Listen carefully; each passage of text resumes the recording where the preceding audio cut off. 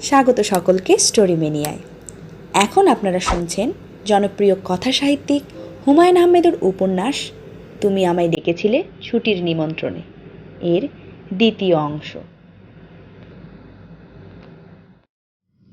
নবনীর ঘরটা ছেড়ে দেওয়া হয়েছে শাহেদের জন্য। ডাক বাংলোয় আরেকটা সুন্দর কামরা ছিল, অনেক বড়, অ্যাটাচ বাথরুম। কিন্তু সেই কামরার জানালায় একটা কাঁচ ভাঙা।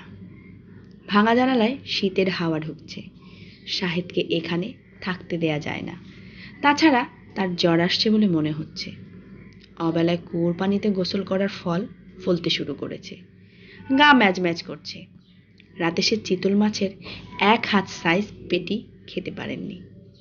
খানিকটা মুখে দিয়েই বলেছে, খেতে খুব ভালো হয়েছে, কিন্তু আমি খেতে পারছি না। থার্মোমিটারে এখনো জ্বর পাওয়া যাচ্ছে না। জামিল সাহেব বললেন, ডাক্তার খবর দেব? শাহেদ বলল, এখানে ডাক্তার আছে? এখানে নেই, মাধবনগরে একজন MBBS ডাক্তার আছেন। লোক পাঠিয়ে নিয়ে আসি? বেশিক্ষণ লাগবে না, যাবে আর আসবে। পাঠাবো? লাগবে না, ভালো ঘুম হলেই শরীর ঠিক হয়ে যাবে। তাহলে রাত করবার দরকার নেই, তুমি শুয়ে পড়ো। শাহেদ ঘুমোতে গেল। জাহানারা বারবার বলে দিলেন, কোনো অসুবিধা হলেই আমাদের ডেকে তুলবে। তাছাড়া আমাকে ডেকে তুলতেও হবে না, আমি বলতে গেলে সারা রাতই জেগে থাকি। আমার ঘুম হয় না। ঘুম হয় না কেন?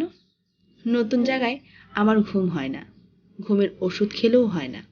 10-15 দিন এখানে থাকলে জায়গাটা পুরনো হবে, তারপর ঘুম হবে।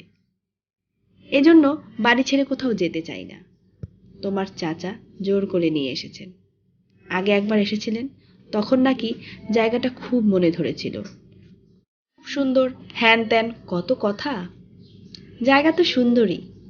সুন্দরের কি আছে, বাংলাদেশের সব জায়গাই তো একরকম। নদী, গাছপালা, মাঠ, আলাদা কিছু তো না। তাও যদি ডাক বাংলোটা সুন্দর হতো। পাকা দালান করে রেখেছে।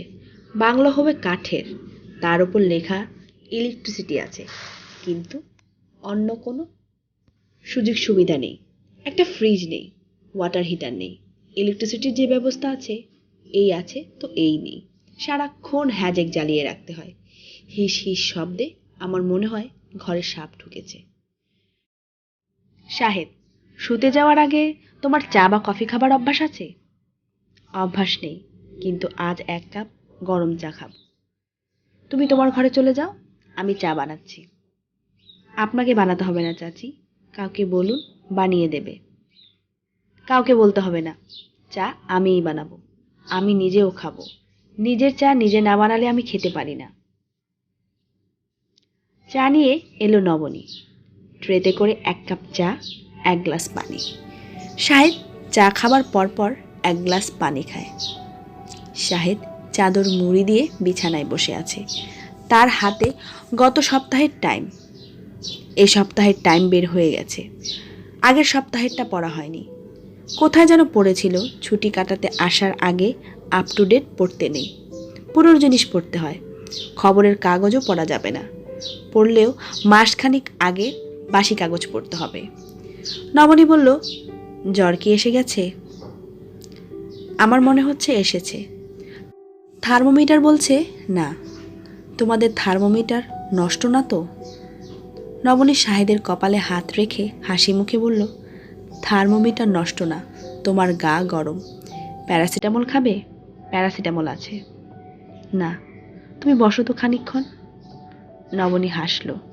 শাহেদ বলল, আমি এসেই তোমাকে ঘর ছাড়া করেছি। তুমি ঘুমোচ্ছ কোথায়? শ্রাবণীর সঙ্গে। কাল জানালার কাজটা লাগিয়ে ফেললে আমি ওই ঘরে চলে যেতে পারবো। তুমি ফিরে আসবে তোমার জায়গায়। কেন, আমার ঘরে থাকতে কি তোমার ভালো লাগছে না? লাগছে, তবে আরো ভালো লাগতো যদি তুমিও থাকতে। নবনী অন্যদিকে মুখ ফিরিয়ে নিল। এত সহজভাবে এমন সব কথা বলে যে দারুণ অস্বস্তি লাগে।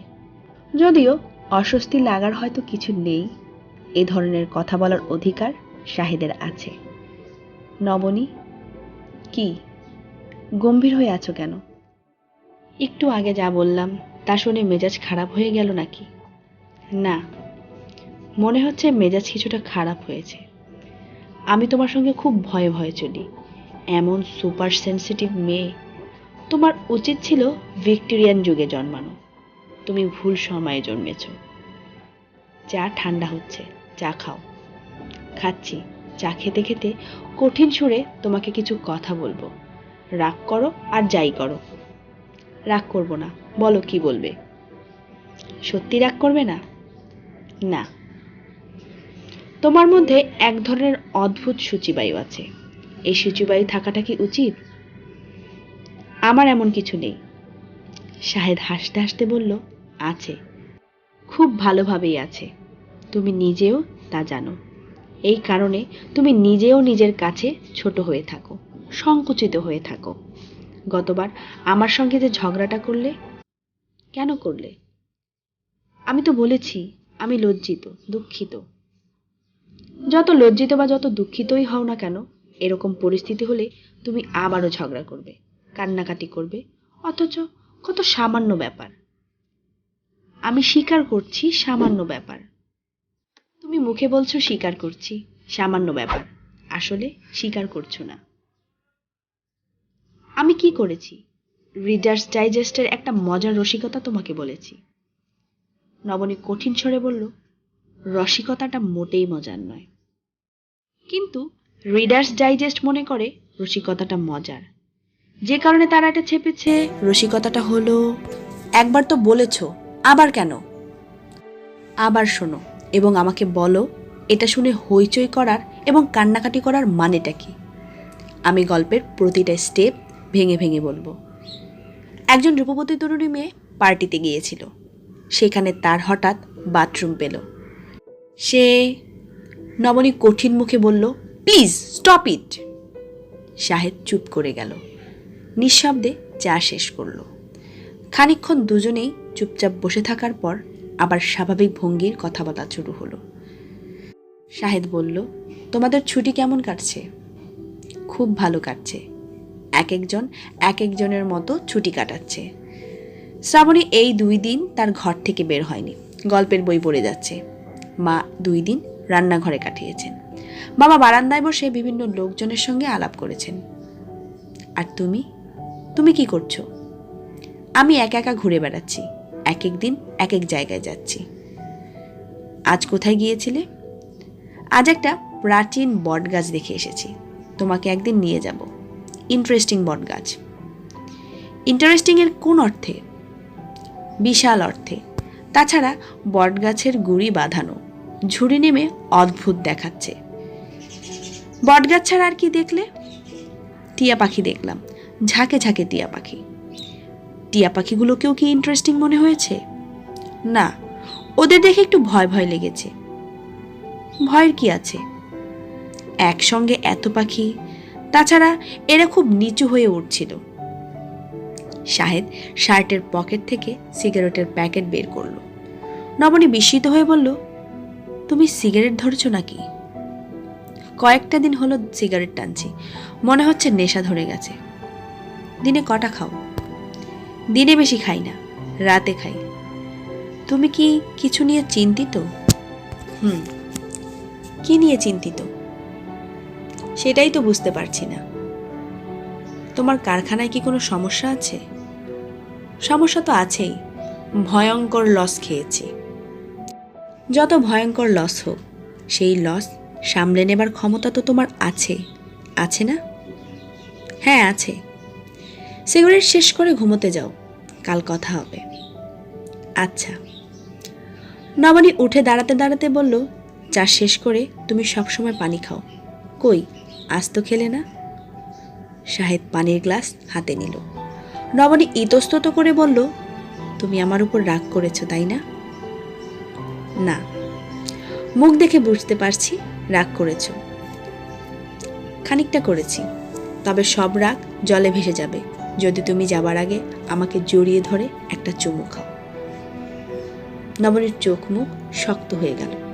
সে অন্যদিকে তাকালো। শাহেদ বলল, তুমি দেখি পাথরের মতো শক্ত হয়ে গেছো। আমি কি ভয়ঙ্কর অন্যায় কিছু বলেছি? নবনী কিছু বলল না, দরজা ধরে দাঁড়িয়ে রইল। শাহেদ বলল, আচ্ছা যাও। গুড নাইট নবনী। নবনী যন্ত্রের মতো চলল। Good night. বালিশাতে নবনী ছোট বোনের ঘরে ঘুমোতে গেল। দরজায় টোকা দিল। শ্রাবণী জেগে আছে। ঘরে বাতি জ্বলছে। তার নড়াচড়ার শব্দ শোনা যাচ্ছে, কিন্তু সে দরজা খুলছে না। নবনী দরজায় ধাক্কা দিয়ে বলল, এই শ্রাবণী, দরজা খোল। কি হলো তোর? শ্রাবণী দরজা খুলল। তার চোখে মুখে স্পষ্ট বিরক্তি। সে হতাশ গলায় বলল, আপা, তুমি আমার সঙ্গে ঘুমোবে? হ্যাঁ, অসুবিধা আছে? আছে। আমি কারোর সঙ্গে ঘুমোতে চাই না, একা ঘুমোতে চাই। যথেষ্ট পাগলামি করেছিস, দরজা থেকে সরে দাঁড়া। শ্রাবণী দরজা ছেড়ে দাঁড়ালো। করুণ গলায় বলল, তুমি কিন্তু দেয়ালের দিকে শোবে, আমি ঘুমাবো বাইরের দিকে, এবং কাল থেকে তুমি অন্য কোথাও থাকার ব্যবস্থা করবে। তোর সমস্যাটা কি? সমস্যা আছে, তুমি বুঝবে না। বুঝিয়ে বললেও বুঝবো না? না, বলে দেখ, বুঝতেও তো পারি। শ্রাবণী হালকা গলায় বলল, আমি তো রাতে এক নাগাড়ে ঘুমাই না আপা। কিছুক্ষণ ঘুমাই, আবার জেগে উঠি, আবার খানিকক্ষণ বই পড়ি, গান শুনি। তুমি বিরক্ত হবে। অবশ্যই বিরক্ত হব, আমার তো শুনেই বিরক্ত লাগছে। এই জন্যই আমি চাই না তুমি আমার সঙ্গে ঘুমাও, আমি একা থাকতে চাই। রমণী বিছানায় উঠতে উঠতে বলল, গল্পের বই পড়ে তোর মাথা এলোমেলো হয়ে যাচ্ছে। গল্পের বই পড়া তোর বন্ধ করতে হবে। একা একা থাকার অভ্যাসটাও তোর বদলাতে হবে। দুদিন হলো আমরা আছি এখানে। দুদিন তুই একবারের জন্য ডাক বাংলোর কম্পাউন্ডের বাইরে গিয়েছিলি? শ্রাবণী জবাব দিল, না। হাসল। নবনী বলল, আয়, বাতি নিভে শুয়ে পড়ি, শুয়ে শুয়ে গল্প করি। শ্রাবণী বলল, আমার শুতে ইচ্ছে করছে না, এত সকালে আমি কখনোই ঘুমাতে যাই না। এক রাতে একটু ব্যতিক্রম হোক। শ্রাবণী বাতি নিভিয়ে ঘুমোতে এলো। দুজনের জন্য একটাই লেপ। নবনী হাসতে হাসতে বলল, তোর গায়ের সঙ্গে গা লেগে গেলে সমস্যা নেই তো আবার? না, কোনো সমস্যা নেই। শ্রাবণী বোনকে জড়িয়ে ধরল। এখন মনে হচ্ছে বোনের সঙ্গে ঘুমোতে পেরে সে আনন্দিত। নবনী আদরি গলায় বলল, তুই দিন দিন এত অদ্ভুত হচ্ছিস কেন রে? শ্রাবণী জবাব দিল না। লেপের ভেতর মাথা ঢুকিয়ে নিয়ে খিলখিল করে হাসল। নবনী বলল, এত হাসছিস কেন? তুমি আমার সঙ্গে ঘুমোচ্ছ, আমার ভালো লাগছে, তাই হাসছি। একটু আগেই তো উল্টো কথা বললি, আমাকে তোর ঘরে আসতেই দিতে চাসনি। শ্রাবণী আরো ভালোভাবে বোনকে জড়িয়ে ধরল। নবনী বলল, হাত ছাড়, দম বন্ধ হয়ে আসছে। হোক দম বন্ধ, হাত ছাড়ব না। তুমি গল্প বলো, গল্প শুনবো। রাত দিন গল্পের বই পড়িস তুই, আর গল্প বলবো আমি? এটা কেমন কথা? বরং তুই তোর পড়া বই থেকে একটা কিছু বল, আমি শুনি। উফ, তুমি বলবে, আমি শুনবো। আমি কি বলবো? যা ইচ্ছে বলো। এখানে এসে তোমার কেমন লাগছে সেটা না হয় বলো। তুমি যে একা একা ঘুরে বেড়াও, কোথায় গেলে, কি দেখলে? নবনী হাই তুলতে তুলতে বলল, গাছপালা ছাড়া এখানে আর কি আছে? গাছপালা দেখেছি, বিশাল একটা বট গাছ দেখলাম, ঝুড়ি নেমে একাকার, নিচটা বাঁধানো। তোকে একদিন নিয়ে যাব না হয়, ওই বট গাছটার বাঁধানো জায়গাটায় বসে জোছনা দেখব। খুব নাকি সুন্দর? কে বলেছে খুব সুন্দর? এখানকার কলেজের এক অধ্যাপক, মবিনুদ্দিন না কি যেন নাম। তার সঙ্গে দেখা হলো কোথায়? নবনী গল্পটা বলল, বেশ গুছিয়েই বলল। বলতে গিয়ে লক্ষ্য করলো গল্পটা তার বলতে ভালো লাগছে। শ্রাবণী শুনছেও খুব আগ্রহ করে। গল্প শেষ হবার পর শ্রাবণী বলল, তুমি কি অধ্যাপক ভদ্রলোককে খুব কঠিন করে ধমক দিলে? মোটামুটি কঠিনভাবেই দিলাম। ভদ্রলোক কি বললেন? কিছু বলেনি, দাঁড়িয়েছিল চুপচাপ। ধমক দেবার পর তোমার কি মনে হয়নি, আহা কেন ধমক দিলাম? না, মনে হয়নি। ধমক তার প্রাপ্য ছিল। কি করে সে তার সঙ্গে জোছনা দেখার জন্য এমন একটি নির্জন জায়গায় যেতে বলে? আমি কিন্তু ভদ্রলোকের কোনো দোষ দেখছি না। দোষ দেখছিস না কেন?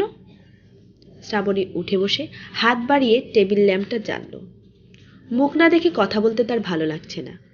নবনী বিরক্ত গলায় বলল, বাতি জ্বালিয়েছিস কেন? বাতি নেভা। উফ, অন্ধকারে কথা বলতে ভালো লাগছে না। তুমি আমার যুক্তি শোনো। যুক্তি শোনার পর তোমার মনে হবে ওই অধ্যাপক ভদ্রলোক কোনো ভুল করেনি, বরং তাকে ধমক দিয়ে তুমি ভুল করেছ। যুক্তি সকালে শুনবো, এখন শুনতে ইচ্ছে করছে না। না, তোমাকে এখনই শুনতে হবে। এই যুক্তি আমার সকালে মনে থাকবে না। রাতের যুক্তি দিনে কাজ করে না। আবার শোনো, ওই অধ্যাপক ভদ্রলোকের কথা থেকেই মনে হচ্ছে তিনি বটগাছে প্রায় আসেন, এখানে বসে জ্যোৎস্না দেখেন। নিশ্চয়ই জায়গাটা তার অত্যন্ত প্রিয় এবং জ্যোৎস্নাও খুব প্রিয়। তুমি কি অ্যাকসেপ্ট করছো? করছি। ভদ্রলোক বসেছিলেন একা একা। তিনি স্বপ্নেও ভাবেননি তুমি এখানে উপস্থিত হবে। তিনি হঠাৎ তোমাকে দেখলেন। নির্জন জায়গা, অদ্ভুত পরিবেশ। সেখানে ঠিক স্বপ্নদৃশ্যের মতো অসম্ভব রূপবতী এক তরুণী উপস্থিত হলো। সাধারণ পরিবেশেই তোমাকে দেখলে লোকজন চমকে যায়। অস্বাভাবিক পরিবেশে তোমাকে দেখে ভদ্রলোক হতভম্ব হয়ে গেলেন। তার মধ্যে এক ধরনের ঘোর সৃষ্টি হলো। তার কাছে এটা বাস্তব দৃশ্য না, এটা হয়ে গেল স্বপ্ন দৃশ্য। তুমি হয়ে গেলে স্বপ্নের একটি মেয়ে। স্বপ্নে যা ইচ্ছা তাই করা যায়। ভদ্রলোক তাই করলেন, তোমাকে নিমন্ত্রণ করলেন জ্যোৎস্না দেখার জন্য। ব্যাপারটা তোমার কাছে অস্বাভাবিক লাগলেও তার কাছে মোটেই অস্বাভাবিক লাগলো না, কারণ তুমি তো বাস্তবের মেয়ে ছিলে না, তুমি ছিলে কল্পনার একটি মেয়ে। চুপ কর গাধা, আমি হলাম কল্পনার মেয়ে। সে খুব ভালো করেই জানে আমি কে। আমি ডাক বংলোয় আছি, আমার নাম পর্যন্ত জানে। জানলেও তুমি তার কাছে বাস্তব কোনো চরিত্র না। বাস্তবের চরিত্ররা তোমার মতো সুন্দর হয় না। বাস্তবের চরিত্ররা এত সুন্দর করে সেজে একা বটগাছের কাছে যায় না, বটগাছের সঙ্গে গল্প করে না। যথেষ্ট হয়েছে, বাতি নিভিয়ে ঘুমোতে আয়। শ্রাবণী বাতি নিভিয়ে শুয়ে পড়ল। হালকা গলায় বলল, তোমার জায়গায় আমি হলে কি করতাম জানো আপা? জানি। বলো তো কি করতাম? তুই বলতি, চলুন যাই, আপনার জ্যোৎস্না দেখে আসি। তারপর বসে থাকতি লোকটার সঙ্গে। আমরা পুলিশ নিয়ে তোকে খুঁজে বের করে আনতাম। শ্রাবণী হাসতে হাসতে বলল, কিছুটা হয়েছে, পুরোপুরি হয়নি। আমি ঠিকই বলতাম চলুন যাই। বটগাছটার কাছে গিয়ে বলতাম, আপনি গিয়ে বসুন, আমি আসছি। ভদ্রলোক বসতেন আর আমি নিঃশব্দে পালিয়ে চলে আসতাম। ভদ্রলোক আর আমাকে খুঁজে পেতেন না। তাতে লাভ কি হতো? ভদ্রলোকের স্বপ্নটা আরো জোরালো করে দিতাম। তার কাছে সারা জীবন মনে হতো তিনি ওই রাতে সুন্দর একটা স্বপ্ন দেখেছেন। নবনী হাই তুলতে তুলতে বলল, গল্পের বই পড়া তোর পুরোপুরি বন্ধ করা উচিত। তোর মাথা এলোমেলো হয়ে গেছে। এখন ঘুমো দেখি। আচ্ছা, ঘুমোচ্ছি। নবনী অবাক হয়ে লক্ষ্য করল শ্রাবণী সত্যি সত্যি ঘুমিয়ে পড়েছে, গাঢ় গম্ভীর ঘুম। নবনীর ঘুম আসছে না, সে জেগে আছে। জানালা গলে জোছনার আলো ঢুকেছে, সুন্দর দেখাচ্ছে। শ্রাবণের সঙ্গে গল্প করতে ভালো লাগছিল। এখন তার কেমন যেন একা একা লাগছে। শাহিদ কি এখনো জেগে আছে? ঢাকায় সে অনেক রাত জাগত, এখানে কি জাগবে? শরীর খারাপ, শুয়ে পড়ছে নিশ্চয়ই। নবনী খাট থেকে নামলো, তার পানির পিপাসা পেয়েছে। সে বারান্দায় এসে দাঁড়ালো। বারান্দার খুব হাওয়া, শীত লাগছে। সে খানিকক্ষণ শীত গায়ে মাখল। খুব সাবধানে এগুলো শাহেদের ঘরের দিকে। ঘরে বাতি জ্বলছে, সে এখনো জেগে আছে। নবনী দরজায় হাত রাখল, দরজার ভেতর থেকে বন্ধ। সে কি ডাকবে শাহেদকে? না, থাক। নবনী খাবার ঘরের দিকে এগুলো। খাবার ঘরে বাতি জ্বলছে। জাহানারা হাতাওয়ালা একটা চেয়ারে বসে উলের কি যেন বুনছেন। তার পিছনে মিলুবুয়া দাঁড়িয়ে দাঁড়িয়ে চুলে বিনি করে দিচ্ছে। নবনী বলল, মা ঘুমাওনি? না, ঘুম আসছে না। বসে বসে সোয়াটার বুনলে তো ঘুম আসবে না। বিছানায় শুয়ে ঘুমের চেষ্টা করতে হবে। চেষ্টা করে লাভ নেই। তুমি ঘুমোচ্ছ না ভালো কথা, মিলিবুয়াকে জাগিয়ে রেখেছ কেন? তাকে ঘুমোতে দাও। জাহানারা কিছু বললেন না, উল বুনেই যেতে লাগলেন। মিলুবুয়া নবনীর দিকে তাকিয়ে ইশারায় আর কিছু না বলার জন্য অনুরোধ করল। সুরজ মিয়া মই নিয়ে এসেছেন। ডাক বাংলোর পেছনে মই লাগানো হয়েছে। সুরজ মিয়া নিজেই মই বেয়ে তরতর করে উঠলেন। নিশ্চিত হলেন যে মই ঠিক আছে। মই ভেঙে পড়লে তার উপর দোষ পড়বে। শ্রাবণী বলল, থ্যাঙ্কস চেয়ারম্যান চাচা। সুরজ মিয়া শুকনো মুখে বললেন, স্যার রাগই করে কিনা? বাবা রাগ করবে না, আপনি শুধু শুধু ভয় পাচ্ছেন। আর কিছু লাগবে আম্মা? লাগলে বলবেন, লজ্জা করবেন না। আপনাকে যা আনতে বলা হবে আপনি তাই আনবেন? এত ক্ষমতা কি আমার আছে আম্মা? তবে চেষ্টা করব, এটা সত্য। আসুন চেয়ারম্যান চাচা, আমার সঙ্গে চা খান। জি না আম্মা, আমি এখন যাই। স্যার ঘুম থেকে উঠলে একবার আসব, খোঁজ নিয়ে যাব। আপনার কিছু লাগবো কি না তা তো আম্মা বলেন নাই। আমি হলাম আপনার বুড়ো ছেলে, ছেলেকে বলতে দোষ নাই। আমার কিচ্ছু লাগবে না। ও আচ্ছা, একটা জিনিস লাগতেও পারে, এখনও বুঝতে পারছি না, আপনাকে পরে বলবো। সুরজ মিয়া চিন্তিত বোধ করছেন। মিনিস্টার সাহেবের ছোট মেয়েটা অন্য 10টা মেয়ের মতো না, একটু আলাদা, মাথা খারাপও হতে পারে। বড়লোকের মেয়েগুলো একটু মাথা খারাপ এমনিই হয়। আর এ হলো ছোট মেয়ে, আদর পেয়েছে বেশি। এই মেয়েটা সম্পর্কে গতকাল রাতে একটা খবর পেয়ে তিনি খুবই চিন্তিত বোধ করছেন। মিনিস্টার সাহেবকে জানাবেন কিনা বুঝতে পারছেন না, জানানো উচিত কিনা তাও বুঝতে পারছেন না। ওসি সাহেবের সঙ্গে পরামর্শ করতে গিয়েছিলেন। ওসি সাহেবও কোনো পরামর্শ দিতে পারলেন না, শুধু বললেন, চিন্তার বিষয় হয়ে গেল, লক্ষ্য রাখতে হবে। ব্যাপার তেমন কিছুই না। পুলিশের সেন্ট্রি খবর দিয়েছে, সে মিথ্যে বলেনি। মিনিস্টারের মেয়েকে নিয়ে মিথ্যে বলার সাহস তার হবে না। সে দেখেছে মিনিস্টার সাহেবের ছোট মেয়ে রাত 3টার দিকে একটা চাদর গায়ে দিয়ে একা একা বাড়ি থেকে বের হয়ে নদীর তীর পর্যন্ত গেল। খানিকক্ষণ হাঁটল, তারপর ফিরে এলো। পুলিশের সেন্ট্রি কাছে যায়নি, দূরে দূরে থেকেছে, তবে লক্ষ্য রেখেছে। এখানে অবশ্য ভয়ের কিছু নেই, খুবই নিরাপদ জায়গা। তবুও অঘটন ঘটতে কতক্ষণ লাগে? অঘটন যে কোনো সময় ঘটতে পারে। তবে এখন আর ভয়ের কিছু নেই। সুরজ মিয়া নদীর পাড়ে লোক রেখে দিয়েছেন, নৌকো বাঁধা আছে। নৌকো 2জন মাঝি, তাদের কাজ হলো ডাকবাংলোর দিকে তাকিয়ে থাকা। কাউকে আসতে দেখলেই একজন নৌকায় থাকবে, অন্যজন ছুটে তাকে খবর দেবে। তখন না হয় মিনিস্টার সাহেবকে খবর দেয়া যাবে। ব্যাপারটা হয়তো কিছুই না, আবার হয়তো অনেক কিছু। মইয়ের ব্যাপারটাই ধরা যাক, এমন কিছু না। মই দিয়ে ছাদে ওঠার শখ বড় মানুষের ছেলেপুলেদের হবে, কিন্তু মই দিয়ে ছাদে উঠিয়ে এই মেয়ে যদি নিচে ঝাঁপ দেয়, তখন অবস্থাটা কি হবে? যে মেয়ে নিশিরাতে নদীর পাড়ে যেতে পারে, সে অনেক কিছুই করতে পারে। মেয়েটার মধ্যে পাগলামি আছে, ভালো রকমের পাগলামি আছে। সুরজ মিয়ার ধারণা মেয়েটার বড় বোনের মধ্যেও আছে। সে মেয়েও একা একা ঘুরে বেড়ায়। পাগলামি বংশগত ব্যাপার, একজনের কারো থাকলে সবার মধ্যে খানিকটা চলে আসে। মিনিস্টার সাহেবের মধ্যে আছে কি? সুরজ মিয়া এখনো তা ধরতে পারেননি, তবে খানিকটা আছে বলে মনে হয়। না হলে থানার ওয়্যারলেস দিয়ে কেউ খবর পাঠায় সুন্দরবনে বাঘের সংখ্যা কত? সুন্দরবনে বাঘের সংখ্যা দিয়ে কি হবে? এটা কি একটা জানার বিষয়?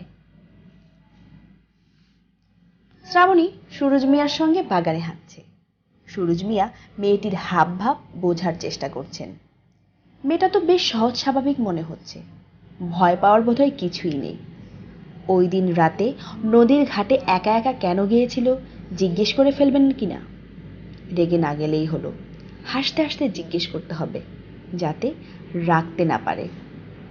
আম্মা, একটা কথা বলবো। বলতে ইচ্ছে করলে অবশ্যই বলবেন।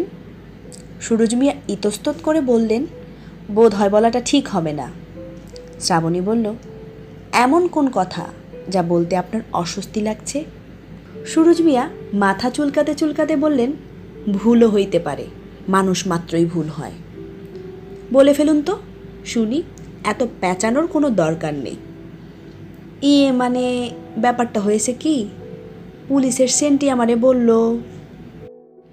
আপনারে কিনা দেখছে রাত 3টার দিকে একা একা নদীর পাড়ে গেছেন। শ্রাবণী সহজ গলায় বলল, ঠিকই দেখছে। আপনি এটা বলতে এত অস্বস্তি বোধ করছেন কেন? না মানে গভীর রাত। গভীর রাত হয়েছে তো কি হয়েছে? ভরা পূর্ণিমা, ডাক বাংলোর সঙ্গে নদী, ডাক বাংলোয় পুলিশে পাহারা, কাছেই একদল আনসার, ডাকলেই ছুটে আসবে। আমি ভয় পাবো কেন? না, ভয়ের কিছু নাই। আমার অবশ্য খানিকটা ভয় ভয় করছিল, কিন্তু এত সুন্দর লাগছিল, বালির উপর চাঁদের আলো। ভাবছিলাম কাছে গিয়েই দেখে আসি। আপনার ধারণা কাজটা ভুল হয়েছে? জি না আম্মা, ভুল হয় নাই, তবে স্যার শুনলে রাগ করবেন। বাবা শুনেছেন। সকালবেলায় বাবাকে বলেছি, বাবা রাগ করেননি, শুধু বলেছেন নেক্সট টাইম এমন ইচ্ছে যদি হয় তখন যেন একজন সেন্টি সঙ্গে করে নিয়ে যাই। সুরজ মিয়া এখন খানিকটা নিশ্চিত বোধ করছেন। ব্যাপারটা যত জটিল শুরুতে মনে হয়েছিল, এখন দেখা যাচ্ছে তত জটিল নয়। চেয়ারম্যান চাচা।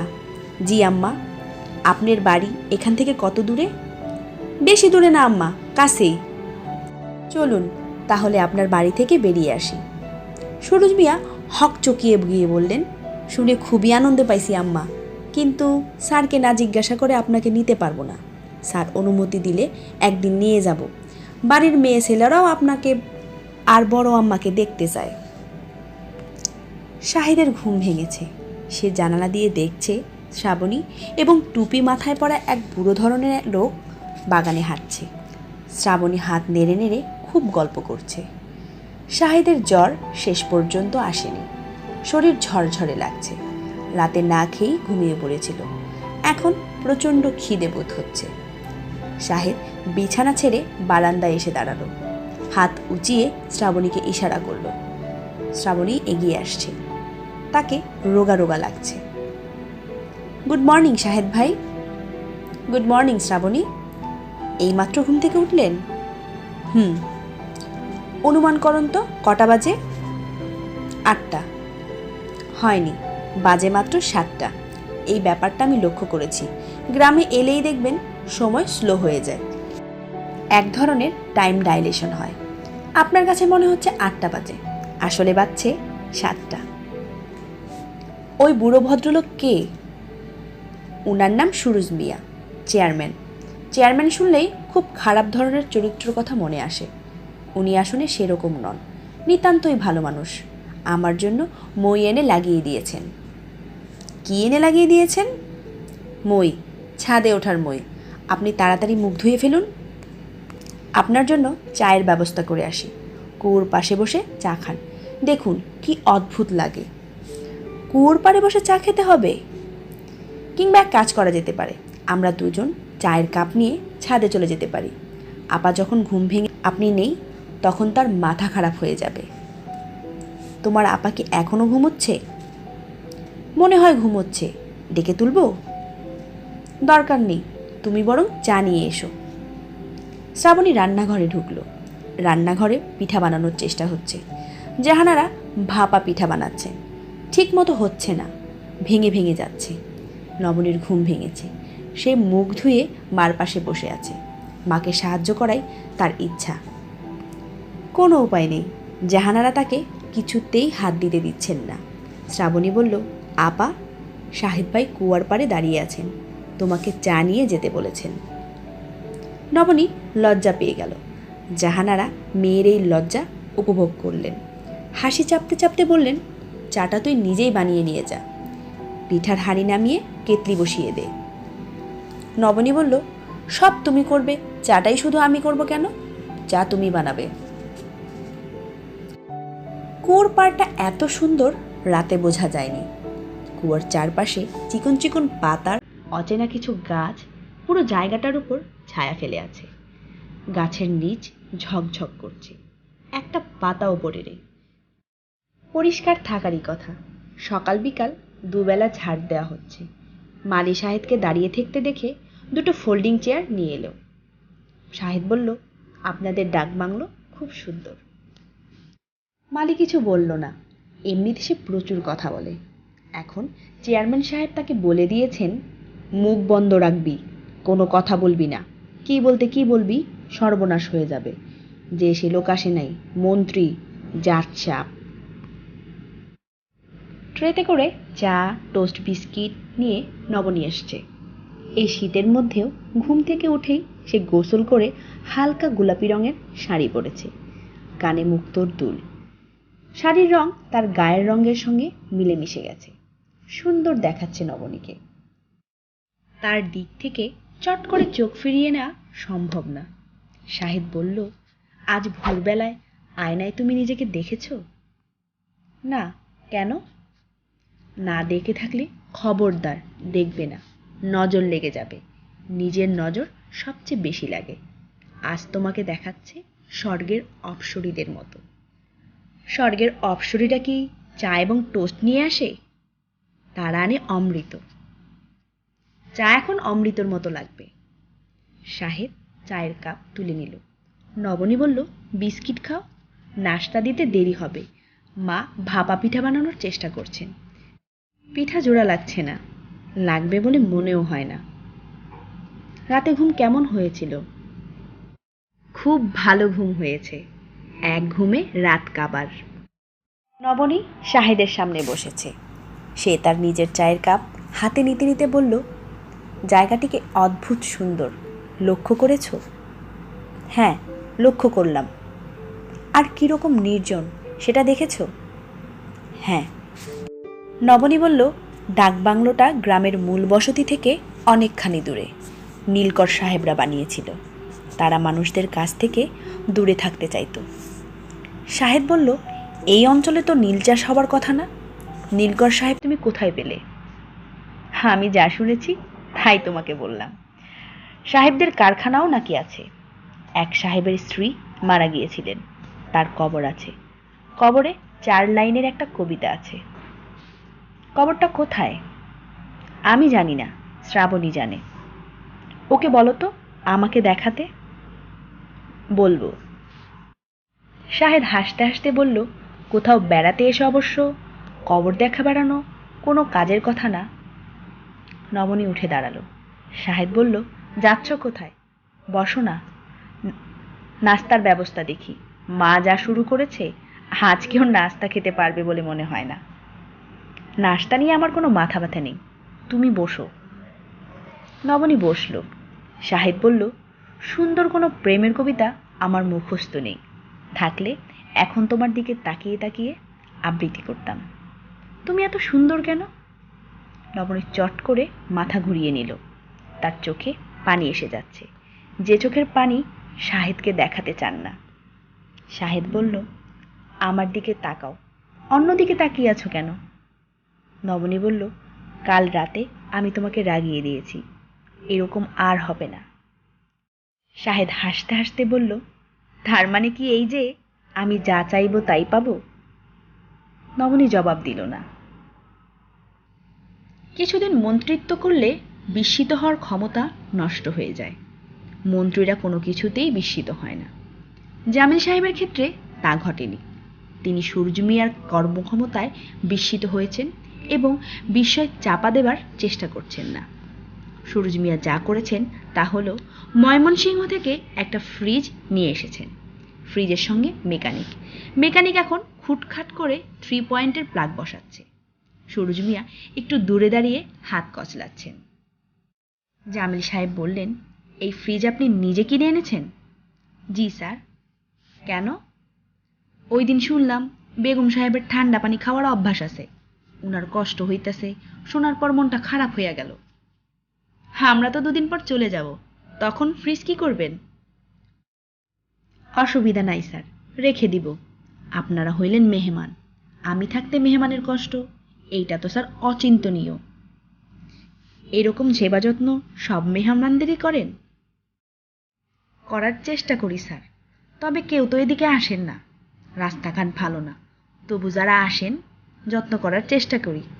আমার ক্ষমতাও সামান্য স্যার, নাদান মানুষ।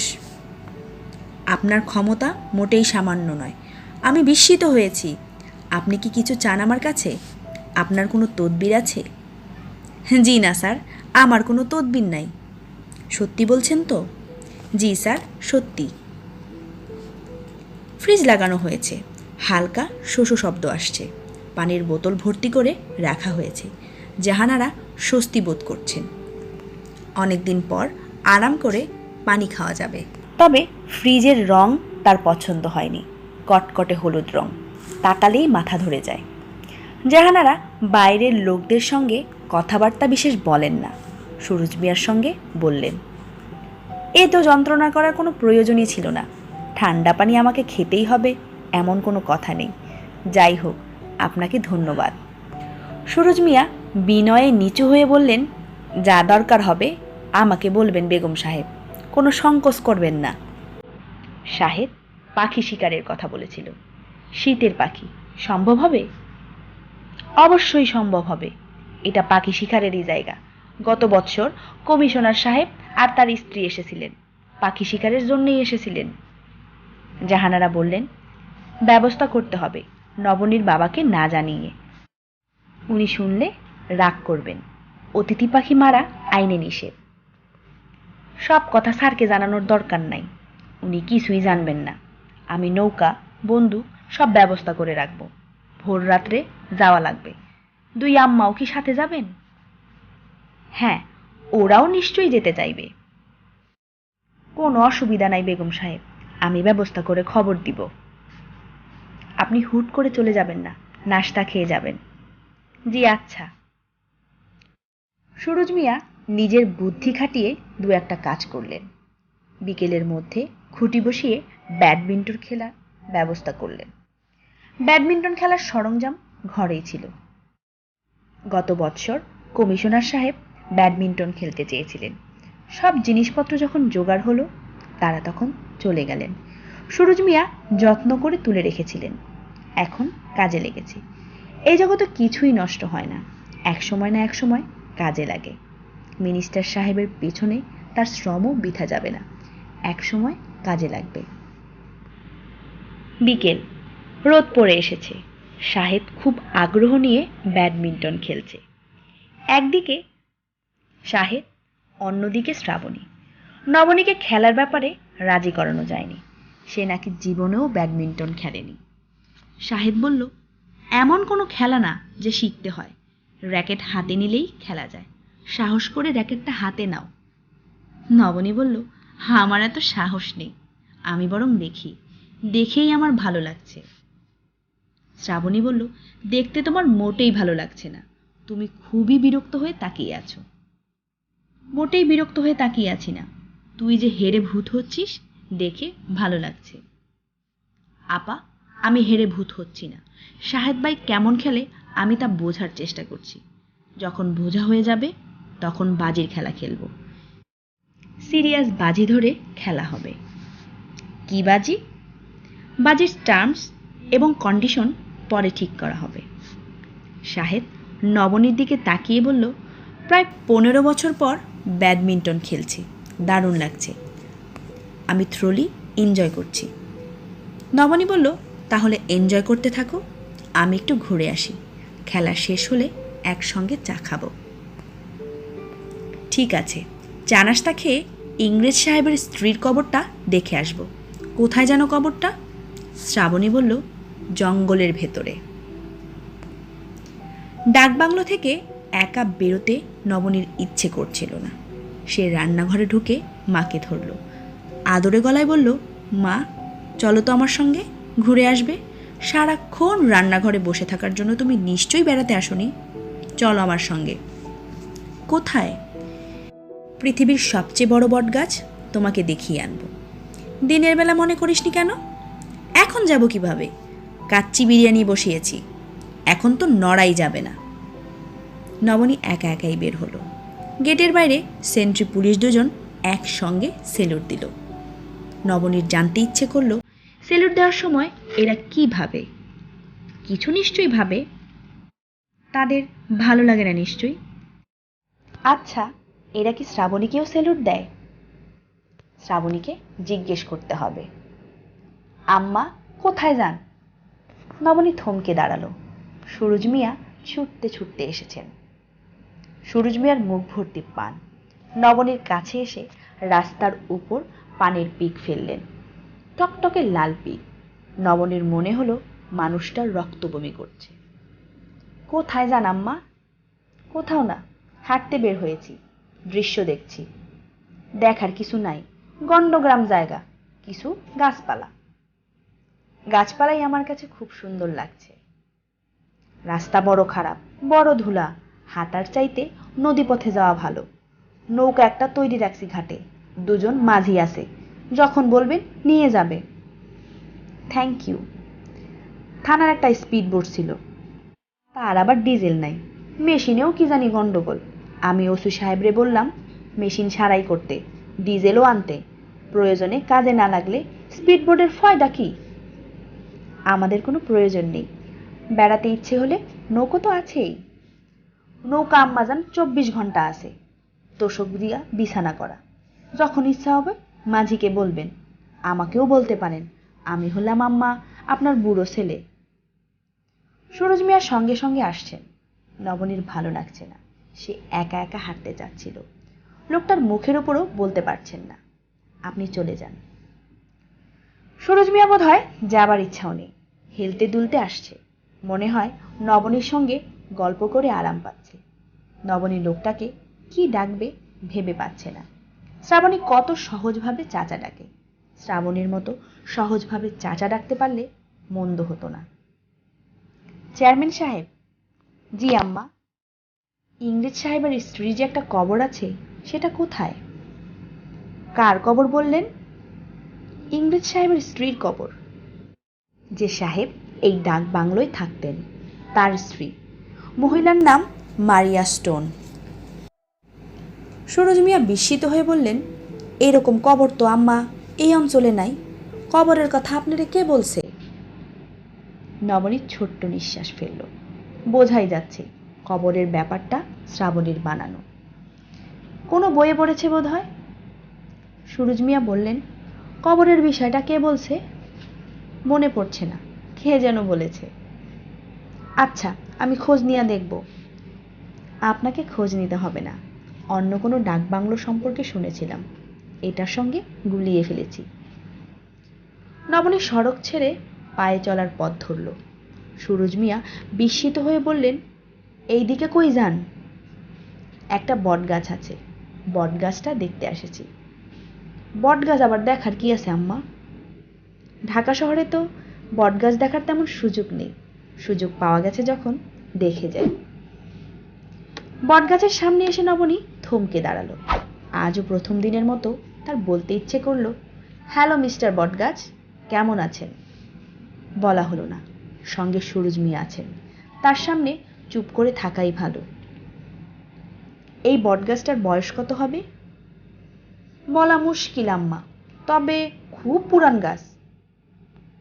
গাছের গুড়ি বাঁধানো, কারা বাঁধিয়েছেন জানেন? জি না আম্মা, জানি না, আমরা ছোটবেলা থেকেই একরকম দেখতাছি। নবনী বলল, আসুন ওইখানে গিয়ে বসি। না যাওয়াই ভালো আম্মা। না যাওয়াই ভালো কেন?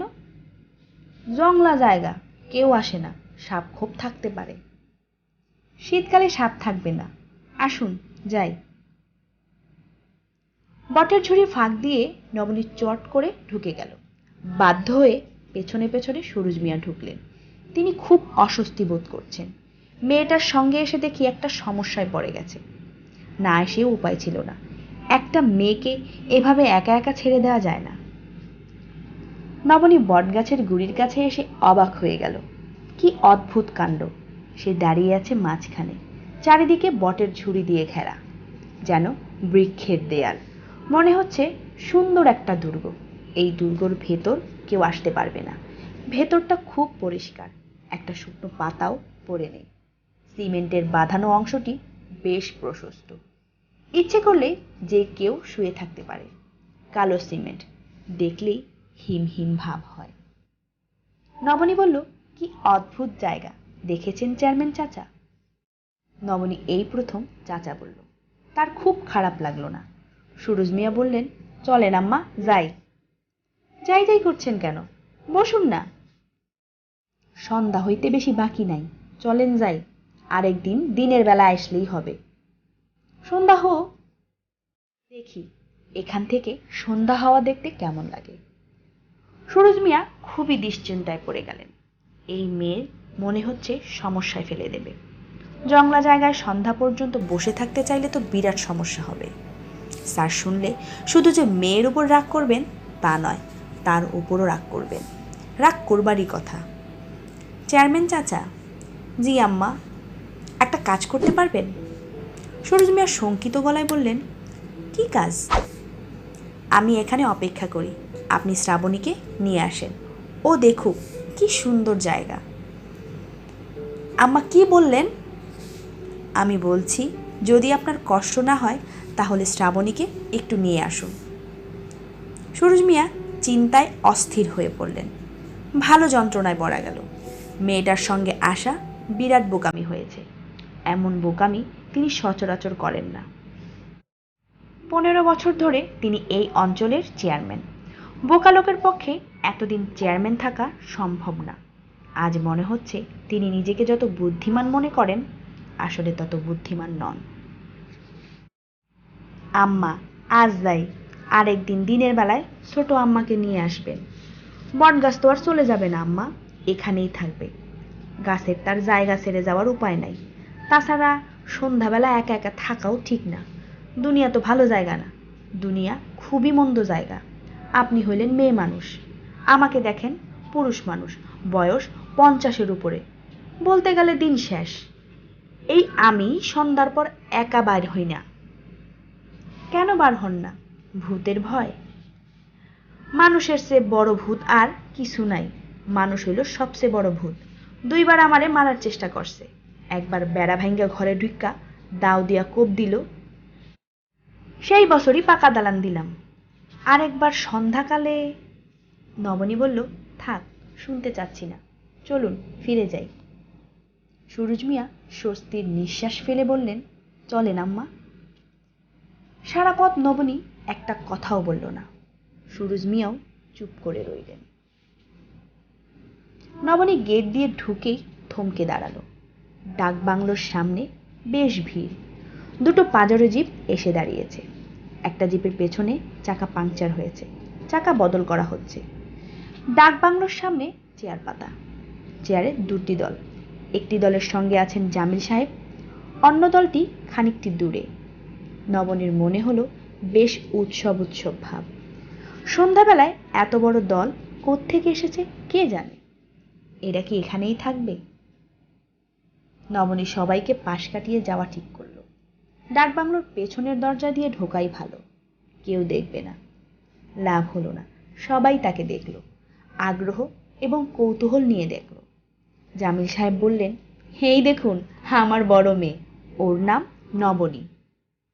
নবনী সালাম আলাইকুম বলবে কি বলবে না কয়েক মুহূর্ত চিন্তা করলো, ঠিক করলো বলবে না। এত দূর থেকে সালাম আলাইকুম বলা অর্থহীন, চেঁচিয়ে বলতে হবে। এর চেয়ে মাথা নিচু করে হেসে ঘরে ঢুকে পড়াই ভালো। পেছনের দরজা দিয়ে ঢোকার সময় প্রথমে শ্রাবণীর ঘর।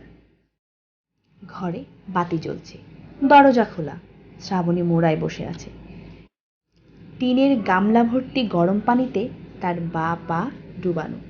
শ্রাবণীর হাতে বই, তবে গল্পের বই না, পাঠ্য বই, ফিজিক্সের বই। নবনী বলল, তোর কি হয়েছে?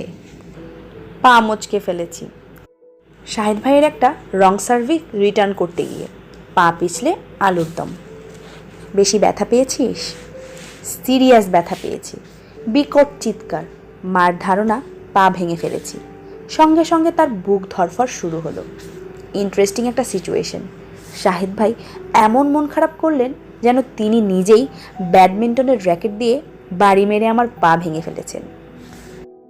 নবনী বলল, তোকে দেখে তো কিছু বোঝা মুশকিল। আসলে পা ভাঙেনি তো?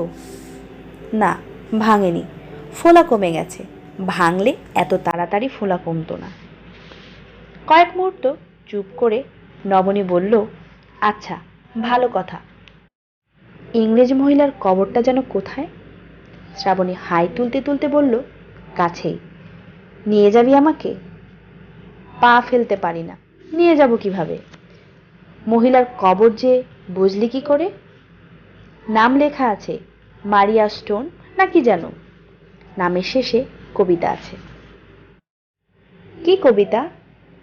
The bells will ring, the birds will sing. Ring এর সাথে সিং এর সহজ মিল। শ্রাবণী বলল, স্বামী বেচারা নিজেই বোধহয় লিখেছে, ভালো মিল পায়নি। কবর নিয়ে এত কথা জিজ্ঞেস করছো কেন? এমনি। নবনী মার খুঁজে গেল। জাহানারা রান্নাঘরে ছিলেন না, বিছানায় শুয়েছিলেন। ঘর অন্ধকার, তার মাথার কাছে মিলুবুয়া দাঁড়িয়ে আছে। সন্ধ্যার পর থেকে সে সব সময় মার কাছে থাকবে। নবনী বলল, মা, তুমি রান্নাঘর থেকে নির্বাসিত, ব্যাপার কি বলো তো? জাহানারা ক্লান্ত গলায় বললেন, মাথাটা হঠাৎ ঘুরে উঠল, প্রেশার বেড়েছে বোধ হয়। প্রেশার মেপে দেব? না, তুই আমাকে ঠান্ডা এক গ্লাস পানি খাওয়া। নবনী ঠান্ডা পানি নিয়ে এলো। জাহানারা পানি খেয়ে আবার শুয়ে পড়লেন। নবনী মার পাশে বসল। জাহানারা মেয়ের কোলে একটা হাত রাখলেন। নরম গলায় বললেন, এতক্ষণ শাহেদ ছিল, তুই আসার একটু আগে গেল। তোর খোঁজেই বোধহয় গিয়েছে। আমাকে কোথায় খুঁজবে? কি নাকি এক বটগাছ আছে, তোর সেখানে যাবার কথা। শ্রাবণী ওকে তাই বুঝিয়েছে। মা, শ্রাবণী যে প্রচুর মিথ্যা কথা বলে, তুমি জানো? এই বয়সে মিথ্যা সবাই বলে। আমি বলতাম? বলেছিস নিশ্চয়ই, এখন মনে নেই। শ্রাবণী বানিয়ে বানিয়ে বলেছে এখানে কোন জঙ্গলের মধ্যে নাকি এক ইংরেজ মহিলার কবর আছে, মারিয়া স্টোন নাম। আমাকেও বলেছে। ওর হাবভাব আমার ভালো লাগছে না মা। ওকে নিয়ে চিন্তা করিস না, ও ঠিকই আছে। আয়, আমরা অন্য কিছু নিয়ে কথা বলি। কি নিয়ে কথা বলতে চাও? তোকে নিয়ে বলি। আজ শাহেদ তোর বিয়ের ব্যাপারে কথা বলল। নিজ থেকেই বলল নাকি তুমি জিজ্ঞেস করলে? নিজ থেকেই বলল। তার মা খুব অসুস্থ, তার মা চাচ্ছেন বিয়েটা তাড়াতাড়ি হোক। সে তো তার মায়ের অসুখের কথা বলেনি কিছু। শাহেদ কখনো তার সমস্যার কথা বলে না, ও অনেকটা আমার মতো। নবনী হাসতে হাসতে বলল, তোমার কি কোনো সমস্যা আছে মা? আছে। কি সমস্যা? শুনতে চাস? চাই। আমার ধারণা তুমি এই পৃথিবীর একমাত্র সমস্যাবিহীন মহিলা। একটা পরিষ্কার রান্নাঘর, রান্নার জিনিসপত্র এবং ফ্রিজের ঠান্ডা পানি, এ কটা জিনিস পেলেই তোমার হয়ে গেল। জাহানারা বিছানায় উঠে বসলেন। নবনী লক্ষ্য করল তার মা উত্তেজনায় অল্প অল্প কাঁপছেন। নবনী বলল, কি ব্যাপার মা? না, কোনো ব্যাপার না। তুই আমার সমস্যার কথা শুনতে চেয়েছিস, সমস্যা শুনে যা। থাক মা, আমি কিছু শুনতে চাচ্ছি না। তুমি এরকম করছো, আমার ভালো লাগছে না। মিলিবুয়া, তুমি মাকে এক গ্লাস ঠান্ডা পানি এনে দাও তো। জাহানারা আবার শুয়ে পড়লেন। ক্লান্ত গলায় বললেন, তোর এবং শ্রাবণীর বিয়ে হবার জন্য আমি অপেক্ষা করছি। বিয়ে হয়ে গেলেই আমার দায়িত্ব শেষ। তখন কি? জাহানারা বললেন, এখন ঘর থেকে যা, কথা বলতে ভালো লাগছে না।